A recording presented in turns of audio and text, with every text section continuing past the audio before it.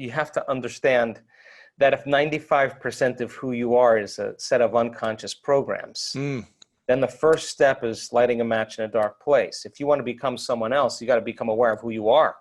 Yes. That means you got to start thinking about what you've been thinking about. You got to start paying attention to how you speak. You got to be conscious. Being conscious to every thought, action, Emotion. word, emotion, feeling, expression, body language, everything you need to be aware of and conscious of. Self-aware. Is there a way that you help people to track this besides just like, okay, I'm aware of this in the moment? Do they journal their thoughts throughout the day, or when a negative thought comes up, do they remember the way their body language is throughout the day, closed off and guarded, or open? How do they self-reflect where they can track it better? Well, that's a big question. But I will tell you this, that you demystify the word meditation, and the word meditation literally means become familiar with. Yeah. And when you become so familiar with your thoughts, so aware of your emotions, so conscious of your habits that you wouldn't go unconscious to them again, now you're no longer the program, right? So getting people disentangled from that program, we found out is a formula. And when we teach people how to do certain things with their focus and opening their awareness, when we teach them how to create a very disorderly brain that has been driven by the hormones of stress into a more orderly, coherent brain, and teach them how to open their focus and practice that, they'll come up against those thoughts and they'll become so familiar with them. Listen to this. They won't believe them anymore when they come up any longer. Wow. And so when they hear them in their day, they'll be like, that's not going to stop me from my future. So if they're sitting there and they want to quit, just because they're sitting still and they're not quitting, then they're developing a will that's greater than those programs. And you're breaking out of the shell. And you keep doing that, you're going to get up and do the work every day because you did it yesterday. And you're going to want to do more of that because you're getting out of your past and it feels better.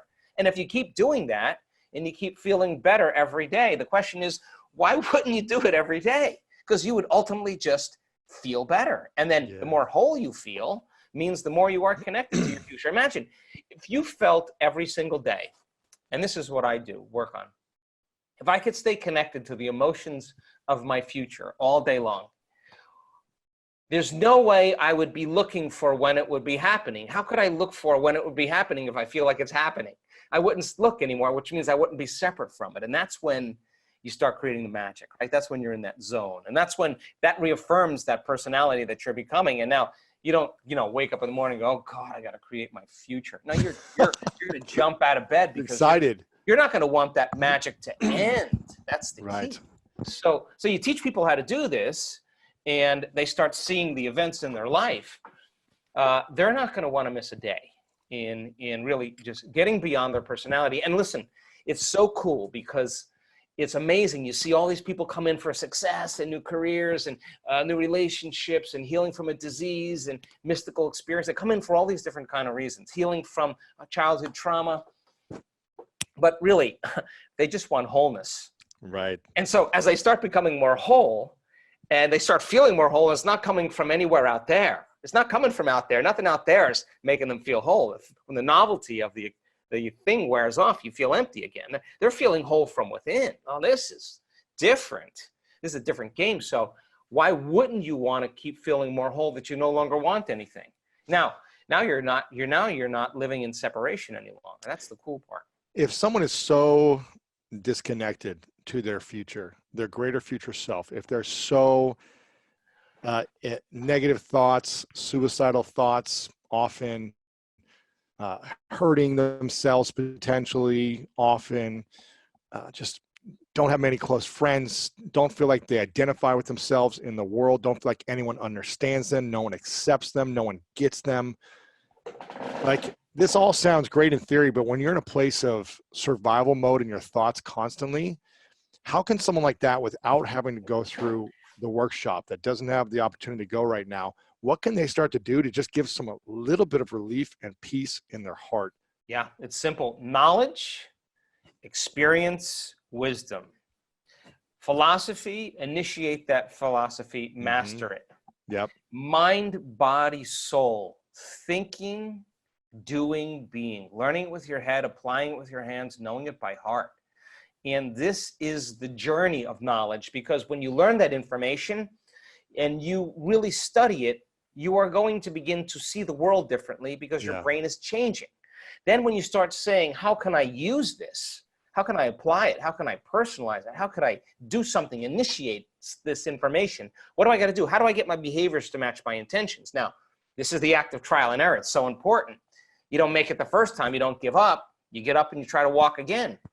And you start learning how to do this. And so as you begin to do it over and over again, you start having new experiences. Yes. Well, new experiences enrich the circuits in your brain philosophically. And now the brain makes a chemical. And now you're feeling more unlimited. You're feeling more whole. You're teaching your body chemically to understand what your mind intellectually understood. And now you are literally starting to embody that knowledge. Yeah. It's becoming, it's signaling new G's, it's new information, but you can't do it one day and expect your wealth to come. You got to do it over and over again. Yes. So the repetition of practicing over and over again neurochemically conditions the mind and body to begin to work as one. You've done it so many times. The body now knows how to do it subconsciously.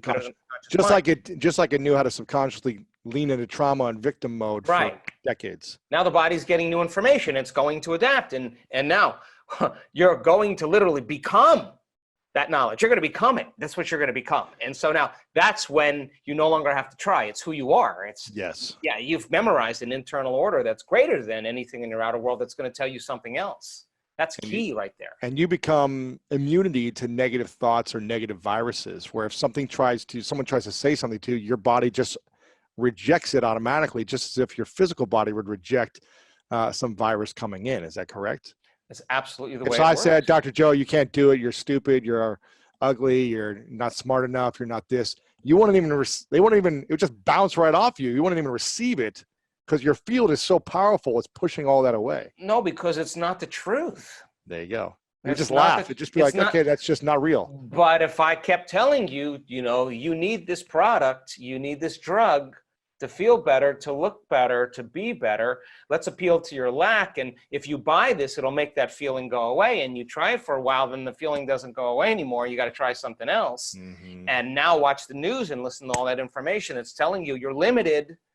You're limited. It's something out there that's going to get you. There's nothing wrong with this. But if you're constantly saying it's traffic, it's the news, it's politics, it's my ex, that's making me feel and think this way, then you're subconsciously, not consciously, affected by your environment, and you'll be more affected by your environment. It's not a conscious process. But the more you say, I'm going to, in spite of the fear that we talked about, or the anxiety, or the frustration, or the aggression, or the hostility, or whatever it is, the pain, the suffering, instead of saying that I can't change that, you know what? I'm going to see if I can. Where can I find that information? And all of a sudden you find people that are doing it and it makes sense to you. And you're like, well, okay, I'm feeling really anxious. Instead of taking something that's going to chemically change me, let's see if I could chemically change me without something out there. Let's see if I can make my own pharmacy of antidepressants. I don't know. Let's see if I can make my own pain relievers. Let's see if I can make my own chemicals that cause my immune system to get stronger. I'm just curious. Let's see. Now the person they're out of the bleachers and they're on the field. So they'll start believing that they can do it, even if they change it a little bit. And if they don't get it the first 3 days, but they've seen a testimony of someone who has, and you see that person who's totally happy, that was abused every day of her life, and they don't have the genetic disorder any longer, you're going to say, wow, that person doesn't look like a movie star. That person doesn't look like they're vegetarian now. That person doesn't look young and buff or whatever it is. They're going to look like a normal person. And you're going to say, I identify with her. I identify with her. She can do it. I can do it. Now, here's the cool part. Yeah. We've seen then when people do this with the same, stand on the stage and tell the story, that the person in the audience with the same genetic condition does it in a shorter amount of time because the 4-minute mile's been broken. Yeah, it's evidence. So now evidence becomes the loudest voice. Why? Because it's in testimony. There's truth right in front of you. It's right in front of you. We had a guy in Dubai he was in a wheelchair with this tumor in his spine, and the doctor sent him home to die. He came across my book like a week before. They got him. Which book? Becoming Supernatural. And then he read the book and he somehow got in there. Someone gave him a spot. He was in a wheelchair. stage 4 cancer, go home and die, severe paralysis, a limitation, crowding the spinal cord, the whole bit. Nothing we can do for you, all these pain meds, excruciating pain. 1 week after the week-long, his tumor reduced by 30%. I just saw him in Munich. He can walk. He's walking without his wheelchair. Wow. I mean, he's in a new experience. He's believing now in himself. And when you believe in yourself, you believe in possibility. You can't have one without the other. How do you believe in yourself when you've never believed in yourself and you've got doubt inside of you all day long? Knowledge, knowledge, knowledge. Keep learning, keep studying, keep listening to it. Sooner or later, that'll become a louder voice in your head than I can. It's too hard. I'll never change. Yeah. And you mean knowledge of new philosophies, knowledge of new skills, knowledge of new anything. Study. If you don't want to read, get on YouTube and watch people talk about how you can change your genes. Just start looking at the testimonies on websites. I mean, we have over 450 testimonies now of people that have healed themselves. It's not small potatoes. That's amazing. Start looking to see, what did that person do? And when they tell their story and it's worse than yours, you're going to start going, wow, that person really had a tough one. And if they overcame it, well, geez, I could just forgive my father right now. I could forgive my ex right now. I want to let them go and I want to be free. And I don't want to give them my attention because I give them my energy. I put my attention in my future. Sooner or later, you're going to come to it the way you do. But if you don't have the knowledge, then you believe in it less. See, there's people that I saw this just recently. And I was looking closely, and there are people that do this work, do this transformation work in the meditations that we teach. And they're so impatient and they're so entitled and they want an instantaneous change from the lack and pain they're feeling, right? That they never overcome themselves in their meditation. They never overcome themselves in the meditation. And when they finish their meditation, they believe in this work less. Then there are people who say, I can tell you the moment I made up my mind to change, because I had reached the end and I made a decision. And that decision to change carried an amplitude of energy that was greater than the hardwired programs in my brain and the emotional conditioning in my body. And my body literally responded to my mind in that moment, that the choice that I made became a moment in time I would never forget. And they'll tell you, and that's the moment I remembered when I was going to change. Now, those people then, when they sit down to do the work, the chemotherapy hasn't worked, the injections didn't work, the radiation didn't work, the surgery didn't work, the diet didn't work, the yoga didn't work. This is now their end. They have nothing else to believe in but themselves. And they go all in, not 50%, not 60%. They're going all in. They have nothing else to believe in. Now listen, when they go a little bit outside the known, they went a little further than where they normally would stop. They pushed themselves to that next limit. They started believing in themselves that they could do it a little bit more. They finish the meditation and they get up and believing it's working more than working less. They're the person that's believing in themselves. That's why, because it's not the work, it's your belief in yourself, right? And then when you believe in yourself, you believe in possibilities. When you believe in possibilities, you got to believe in yourself. Who else are you going to believe in?